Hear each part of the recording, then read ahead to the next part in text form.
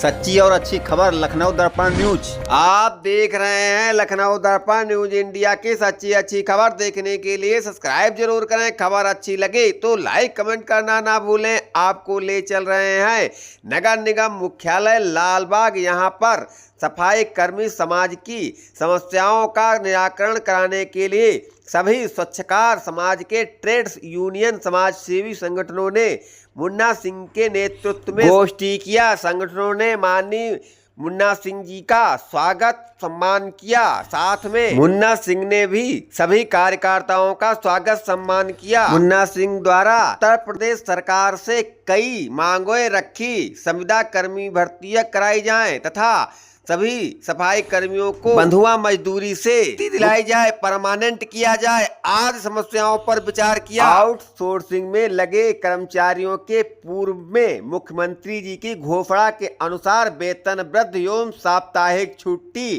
Cashless ई card व उपचार की सुविधा दी जाए। अगर ये मांगे नहीं मानी जाएंगी तो मुन्ना सिंह किसी हद तक जाने के लिए मजबूर हो जाएंगे। मुन्ना सिंह ने कहा, हम अपने समाज के साथ हैं। मुन्ना सिंह ने अपने समाज के हित में क्या क्या कहा आगे दिखाते रहेंगे आपको सारा नजारा।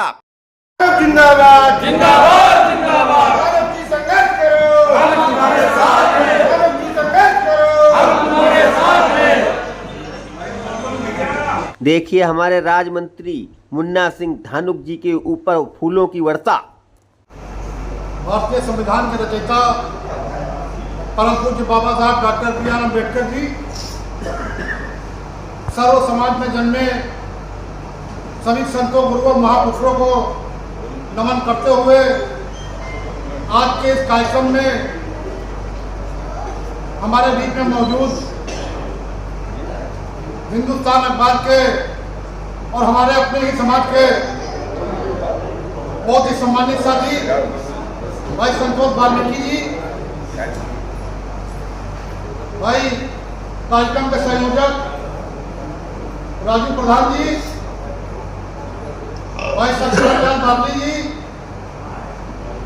भाई राकेश कोतवाल जी, हमारे बगल में बैठे हैं भाई अरुण गौतम जी, आगरा से हमारे बीच में आए हैं भाई पप्पन चौधरी जी, राम कुमार बागी जी, कानपुर से चलकर आए भाई ताराचंद जी, एटा से चलकर आए हमारे भाई प्रमोद प्रेमी जी, बबलू चौधरी जी जो हमारे बीच में सुल्तानपुर से चलकर आए हैं, विजय नागवंशी जी जो हमारे बीच में कानपुर से चलकर आए हैं, भाई अजय सपेरा जी जो हमारे बीच में हमीरपुर से चलकर आए हैं, भाई नरेंद्र बाबू जी जो कानपुर से हमारे बीच में चलकर आए हैं, भाई ब्रजेश वाल्मीकि जी जो हमारे बीच में कानपुर से आए हैं, भाई बउआ वाल्मीकि जी जो हमारे बीच में कानपुर से आए हैं, भाई बाबू भारती जी, भाई कल्पना धानुक जी, भाई आरसी वाल्मीकि जी, सुनील धानुक जी, ब्रजेश चौधरी जी, राम नरेंद्र दीवान जी, कमल वाल्मीकि जी, नरेश वाल्मीकि जी, राजेंद्र चौधरी जी, चमन खन्ना जी, प्रदीप वाल्मीकि जी, राकेश वाल्मीकि जी, चंदन लाल वाल्मीकि जी, उमाकांत जी हमारे बीच में मैनपुर से आए हैं, भाई शैलेश धानुक जी, महेश चौधरी जी, जगदीश जी, अटल जी, राहुल सत्यवान बागली जी, विनोद नायाब जी, राजेश विद्यार्थी जी जो अभी हमारे बीच में आपको अपना संबोधन सुना रहे थे। साथियों, मैं बहुत ज़्यादा समय नहीं लूँगा और बहुत लंबी चौड़ी बात करूँगा, कम समय में अपनी बात बताऊँगा, क्योंकि मैं समझ रहा हूँ कि 11 बजे से हमारे बीच में कुछ लोग यहाँ पर आए हैं। हमारे बीच में भाई चंदन लाल गौतम जी भी हैं और हमारे बीच में चलकर आए इंदिरा भवन कर्मचारी संघ के मंत्री भाई अजय धानुक जी भी हैं। मैं जिनका नाम ले रहा हूँ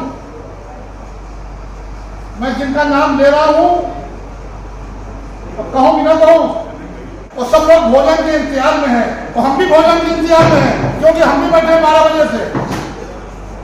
साथियों, बहुत सभी लोगों ने जितने भी वक्ता पूरे उत्तर प्रदेश के कोने कोने से हर जिले से आए हैं, मैं सबसे पहले उन सभी साथियों का, जितने भी हमारे अध्यक्ष महामंत्री हैं पूरे प्रदेश के कोने कोने से चलकर आए हैं, उन उनका इस लखनऊ की सरजमीन पर बहुत बहुत हार्दिक स्वागत, वंदन, अभिनंदन करता हूँ।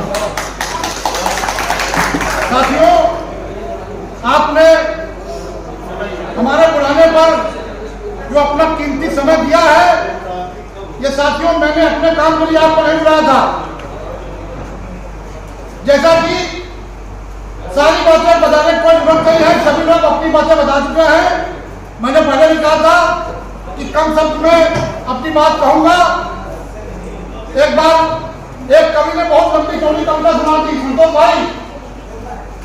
एक बार एक कवि ने बहुत लंबी चौड़ी कविता सुना दी, वो एक श्रोता सुनते सुनते मर गया।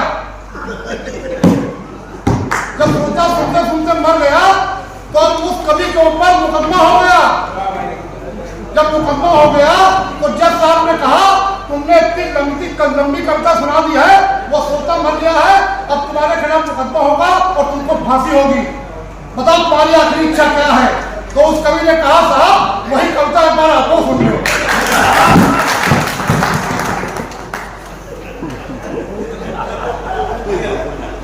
अभिनंदन अभी हमने आपका किया है, लेकिन अभिनंदन मैं कैसे करूंगा? और मैं 2 लाइन में गा के आपका अभिनंदन करना चाहता हूं। सुनिए गुरुजन सज्जन श्रीमन में करो अभिनंदन जूता का, क्योंकि बहुत महत्वपूर्ण चीज है। यहाँ पर कोई ऐसा व्यक्ति नहीं होगा जिसके पास वो चीज न हो। इसका सबसे महत्वपूर्ण चीज, अभी आप फुल पैंट पहन के बाहर निकल जाए और आपके पैर में जूता चप्पल नहीं होगी, मैं तुम्हारे जूते जाओगे, तो इसलिए मैं अभिनंदन आपके जूतों को कर रहा हूँ जो हमारे बीच में आप आए हैं। सुनिए गुरुजन सज्जन में श्रीमन करो अभिनंदन जूते का, हर महफिल में हर मौके पर कोई काम पड़े ना जूता का। मोचन कीड़ी हो न सकी पर नौकर नकीला जूता का, तन मैला ये मन मैला पर चमकीला जूता का। संसद में भाषण के दौरान बरसात होती है जूता का, और पड़ी मोहब्बत में खटपट तो पड़ी जरूरत जूता का। भगवान से ऊंचा जूता है खान मुन्ना सिंह जूता का। हाय रे रे रे रे रे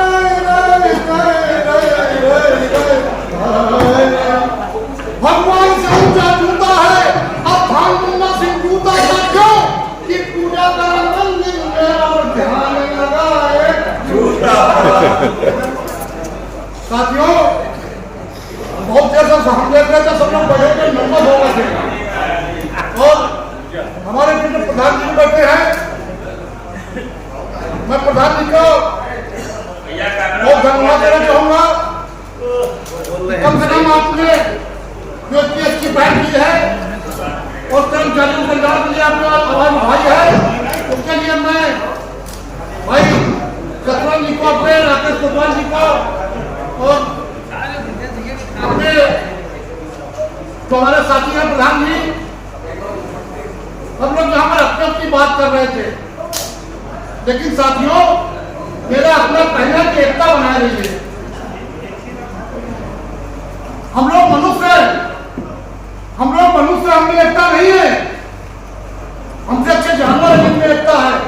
सुनिए ना, एक कुत्ता भौंका, दूसरा चौंका, तीसरा और जोर से भौंका, मोहल्ले में सारे कुत्ते भौंके, हम जोर से चौंके।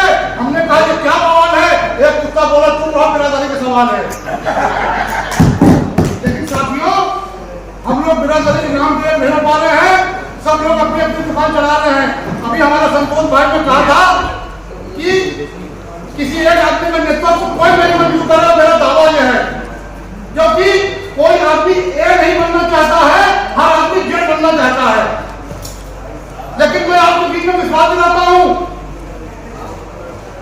आप मुझे जहां याद करेंगे, समाज की चाहे जो समस्या हो, मैं चाहे जिस पद पर रहूं और चाहे ना रहूं, मैं आयोग में था।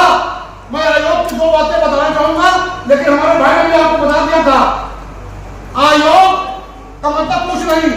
हमारे संतोष भाई बैठे हैं, हमारे चंदन में बाबू जी बैठे हैं।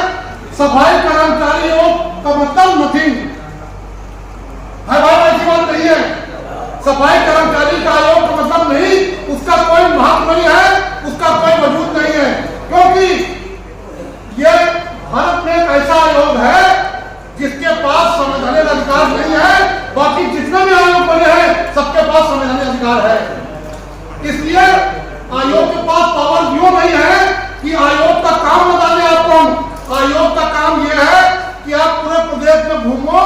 दौरा करो और उनकी सफाई कर्मचारी की समस्याओं को देखो और देख के शासन को रिपोर्ट दो। हमारे पास एक भी अधिकार नहीं है कि मैं किसी इंस्पेक्टर को बुला के सस्पेंड कर दूं या किसी को बुला के तलब कर लूं या किसी को बुला के उसके खिलाफ कार्रवाई कर दूं।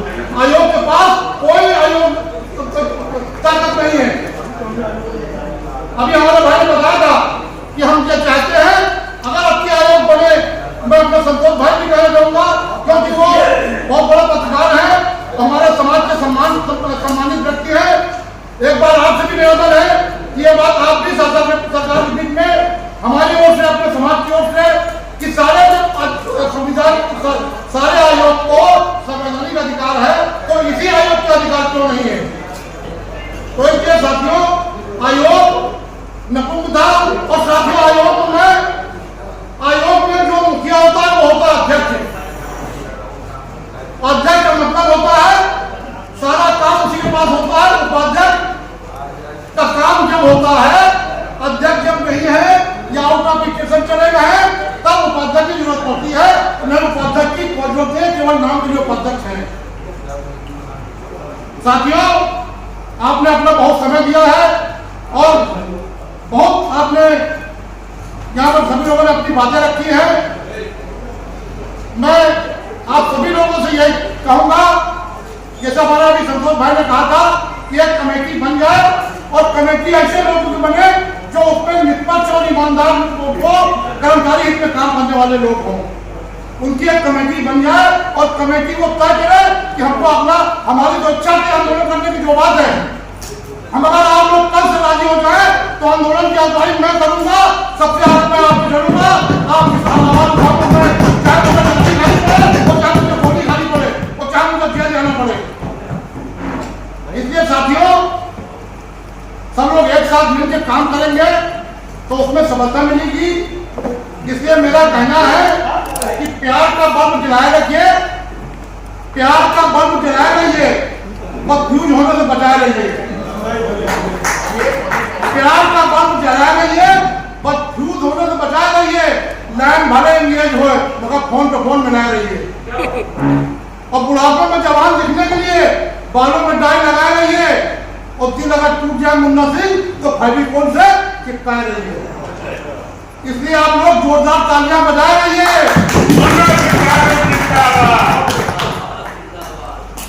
मैं 3 बातें कहकर अपनी बात समाप्त करूंगा क्योंकि सभी लोग बहुत देर से यहाँ पर है। मेरी 3 केवल बातें हैं। मैंने पहले भी कहा जब मैं आरोप में था, मैंने कहा था कि कार्य संख्या खत्म होना चाहिए। क्यों साथियों? क्योंकि कार्य संख्या का मतलब बंधुआ मजदूर। आज हम देख रहे हैं जो कार्य संख्या का हमारा कर्मचारी है वो अपनी बात नहीं कह पाता है। जैसे मुगल पीरियड में, ब्रिटिश पीरियड में मनमानी राजाई बादशाही चलती थी, वो वही समय फिर चल रहा है। हमारा कार्य संख्या का आदमी इतना पीड़ित किया जा रहा है, 5,000 6,000 रुपये को तनख्वाह देकर 2-2 हाथों में उससे काम लिया जा रहा है। अभी यही बात हो रही थी कि काम एक है और वेतन 3 है। इसलिए मेरा ये कहना है सरकार से, हालांकि हम तो लोग कह रहे थे अब हम मीटिंग में जा रहे हैं, आप तो सरकार में है, सरकार में शामिल है, हम का कुछ नहीं, सरकार और पार्टी बाद में है, पहले मेरा समाज है। क्योंकि पार्टी सरकार मुझे नहीं उठाएगी, मेरा समाज उठाने आएगा। हमारा समाज जो है वो मेरे पास आएगा, दुख में पार्टी लोग नहीं आएंगे। इसलिए पार्टी आज मुझे चाहे तो आज निकाल दे पार्टी से, मुझे उसकी चिंता नहीं है। करेंगे भाई लोग जो गलत काम करेंगे, गलत काम मैं करता नहीं हूँ, इसलिए मैं डरता नहीं हूँ। तो साथियों, मेरी यह मांग है कि जो कार्यदायी संस्था के हैं, कार्यदायी संस्था खत्म की जाए। अगर आप नहीं खत्म करते हैं तो कार्यदायी संस्था को संविदा में कर दिया जाए और जो संविदा के कर्मचारी 2006 में है उनको नियमित किया जाए। और जो हमारे रिक्त पद है, जितने भी हमारे रिक्त पद है सफाई कर्मचारी के पूरे प्रदेश में, वो रिक्त भरे जाए। प्लस जो शासनादेश है, जो शासनादेश सरकार का है, उस शासनादेश के आधार पर पूरे शहर में भर्ती की जाए। हम नहीं कह रहे कि आप 50,000 करो या 20,000 करो या 80,000 करो। आपका शासनादेश है, जो शासनादेश कह रहा है। शासनादेश इस समय का है कि 10,000 पर 28 सफाई कर्मचारी होना चाहिए। इस समय लखनऊ की आबादी कम से कम 50 लाख से कम नहीं होगी। इसलिए आबादी को देखते हुए उनको नियमित किया जाए और जो उनकी समस्याएं हैं, जैसा कि हमारे भाई कह रहे थे, जो संविदा का कर्मचारी, हमने बात ये बात मुख्यमंत्री से कही थी। जब मैं मिला था मुख्यमंत्री से तो हमने बात कही थी कि सर एक समस्या ये है कि जो संविदा का कर्मचारी है, अगर वो मर जाता है तो उसे कोई लाभ नहीं मिलता है। कम से कम एक सुविधा ये तो मिल जाए। मान लिया संविदा कर्मचारी है, मियाँ बीवी है, उसके 2 बच्चे हैं, अगर खुदा न खास्ता उसकी किसी दुर्घटना में मृत्यु हो गई तो उसका परिवार कैसे चलेगा? तो कम से कम उसके परिवार को, कम से कम एक आदमी को अपनी नौकरी मिल जाए उसके परिवार चलाने के लिए। जो संविदा पे है नियमित में तो मिलती है। कार्यदायी संस्था भी हमने कहा था कि कार्यदायी संस्था में अगर आदमी मरता है तो कार्यदायी संस्था से भी उसके परिवार को किसी को नियुक्ति की जाए। तो साथियों, आपने अपनी अपनी सब बातें यहाँ पर रखी और सबके विचार आए, मैंने भी अपनी बात रखी। मैं आपको विश्वास दिलाता हूँ आपके साथ में। मैं हम आज से नहीं, मुझे आज से नहीं, सभी लोग जानते हैं मैं पिछले 4-5 दशक से नगर निगम से जुड़ा हूँ। मैंने 40 साल 42 साल नगर निगम में सेवा की है और आप सबके आशीर्वाद से लखनऊ नगर निगम में 3 बार चेयरमैन रहा हूँ और उत्तर प्रदेश सरकार में अभी मैं राज्य का दर्जा भी मेरे पास था। लेकिन मुझे उसकी कोई चिंता नहीं है। मुझे चिंता है केवल समाज की, और जो अपने समाज के सफाई कर्मचारी स्वच्छता समाज के हैं उनकी चिंता है। चाहे वो पंचायती राज में हो, चाहे वो हवाई अड्डे में काम करते हो, चाहे अस्पताल में हो, चाहे नगर निगम में हो और चाहे ग्रामीण क्षेत्र में हो, जो भी स्वच्छकार है वो हमारा अपना भाई है। तो इसलिए साथियों, सभी से हमारा ये आग्रह है, निवेदन है कि जो भी आपसी मतभेद है, हम लोग आपसी मतभेद तो हमेशा सबके पास रहते हैं और रहेंगे, लेकिन हम लोग आपसी मतभेद भुलाकर जो कर्मचारी हित में बात है, जो कर्मचारी हित में बात है, वो बात को हम लोग चलकर सरकार से करेंगे। तो यहाँ पर अभी हमारे भाई ने कहा था कि कमेटी बन जाएगी। कमेटी में कौन कौन लोग रहेंगे वो कमेटी तय करेगी कि हमें अगले रणनीति में क्या करना है। वो जो हमारा तो आज ही प्रोग्राम था कि आज हम आह्वान करते हैं कि आंदोलन करने के लिए भले जाए हम जेल जाते, क्योंकि मैं डरता नहीं हूँ। बगल में अस्पताल में भर्ती हो जाएंगे, यहाँ सिविल जो है ज्यादा दूर नहीं ना। तो साथियों, सब लोग बहुत समय दे चुके हैं। मैं अपनी बात और यहाँ पर हमारे साथ सभी लोग बैठे हैं, सब लोग अपनी अपनी राय दे दे। क्या संतोष भाई कि यहाँ पर अगर जिसको सब लोग चाहें, अगर हम लोग चाहें तो यहाँ पर एक संयोजक मंडल बना लिया जाए और वही संयोजक मंडल बात करके सरकार से हम लोग अपनी बात करके उसके बाद हमें अपनी रणनीति आगे क्या करना है, आंदोलन करना है, हमें क्या करना है। हमने तो सोच लिया था और कुछ करने के लिए, लेकिन हमारा साथियों ने हमको मना किया कि अभी न करो, अभी समय नहीं है, लेकिन इसलिए मैं रुक गया। तो साथियों, मैं पुनः आप सभी लोगों को हार्दिक धन्यवाद देता हूँ और जो हमारे बीच में आए हैं बहुत कोने कोने से लोग। हालांकि हमने कहा था कि मैं बहुत कम शब्दों में अपनी बात समाप्त करूंगा। एक जगह इंटरव्यू हो रहा था, कम शब्दों की बात कर रहा हूं। एक जगह इंटरव्यू हो रहा था, एक लड़का आया रायबरेली का, उसने कहा मेरा जमीन सर। एक जानवर ने कहा तुम्हारे शब्द ज्यादा है, कम करो। एक लड़का आया सुल्तानपुर से, उसने कहा सर मैं अंदर आ सकता हूँ। एक जानवर ने कहा तुम्हारे शब्द ज्यादा है, कुछ कम करो। एक आया लड़का लखनऊ से, उसने कहा घुसी, उसका सिलेक्शन हो गया। तो इसलिए कम शब्दों में ज्यादा जो है कहने की जरूरत नहीं है। भाई प्रधान जी साहब, भाई प्रधान जी के ऊपर हम बहुत बातें कहने कह रहे थे। हमारे संचालक महोदय भी भाई सतवन जी बहुत बढ़िया संचालन कर रहे थे, तो इससे अच्छा पशुपालन भी करते हैं लोग। संचालन से अच्छा पशुपालन भी करते हैं। भाई प्रधान जी बैठे हैं, हम प्रधान जी ने एक बार अपनी पत्नी को पूछा दिखा दी सोने सब लोग। ये दशा और दिशा कार्यक्रम का आयोजन किया गया था, क्या कहना चाहेंगे पूरे कार्यक्रम को, किन बिंदुओं पर चर्चा हो जाएगा? सबसे पहले तो मैं अपना परिचय देना चाहूँगा। मेरा नाम मुन्ना सिंह धानुक है, मैं पूर्व राज्य मंत्री हूँ। और आज जो यहाँ पर आयोजन रखा गया था वो सफाई कर्मचारियों की समस्याओं पर, सफाई कर्मचारी की दशा और दिशा पर यहाँ पर कार्यक्रम रखा गया था। क्योंकि प्रदेश में जो सफाई कर्मचारी इस समय बहुत पीड़ित है, बहुत ही उसके साथ अन्याय हो रहा है। और खास करके जो कार्यदायी संस्था के सफाई कर्मचारी हैं, जो ठेका के माध्यम से लगे हैं, उनका बहुत ही ज़्यादा शोषण किया जा रहा है। और जो हमारे संविदा के सफाई कर्मी हैं, उनका भी शोषण किया जा रहा है। इन्हीं सब बातों को लेकर, सामाजिक समस्याओं को लेकर, कर्मचारी समस्याओं को लेकर आज यहाँ पर ये आयोजन किया गया था। और हमारे बीच में पूरे प्रदेश के कोने कोने से लोग आज तक चल कर आए हैं। और यहाँ पर अभी हम लोग बैठकर हमारे चंदन लाल जी हैं, भाई हमारे राज्य प्रधान जी हैं, शत्रुघ्न लाल जी हैं, और भी हमारे जितने भी सम्मानित साथी हैं, अभी हम लोग बैठकर एक योजना बनाएंगे कि आगे हमें क्या रणनीति चुननी है, किस तरह हमें सरकार से लड़ाई लड़नी है और सफाई कर्मचारियों की समस्याओं को हल करना है। मुख्यतः किस तरह की समस्याएं हैं जो कर्मचारियों की? समस्या, सबसे बड़ी समस्या तो मुख्यतः ये है कि जो कार्यदायी संस्था का सफाई कर्मचारी है, उसका पीएफ और ईएसआई काट दिया जाता है ठेकेदार द्वारा, और वो पैसा कहाँ जा रहा है किसी को नहीं मालूम। सबसे बड़ी समस्या ये है। दूसरी समस्या, जो संविदा का सफाई कर्मचारी है, ना उसे फंड मिलता है, ना उसे पेंशन मिलती है, और ना ही उसे कोई आर्थिक लाभ मिलते हैं। और उसके घर में अगर कोई मृत्यु हो जाती है संविदा सफाई कर्मचारी की, तो न उसके आश्रित को कोई नौकरी मिलती है। कितने लोगों की समस्या है उत्तर ये प्रदेश में? समस्या उत्तर प्रदेश में लाखों लोगों की है उत्तर प्रदेश में।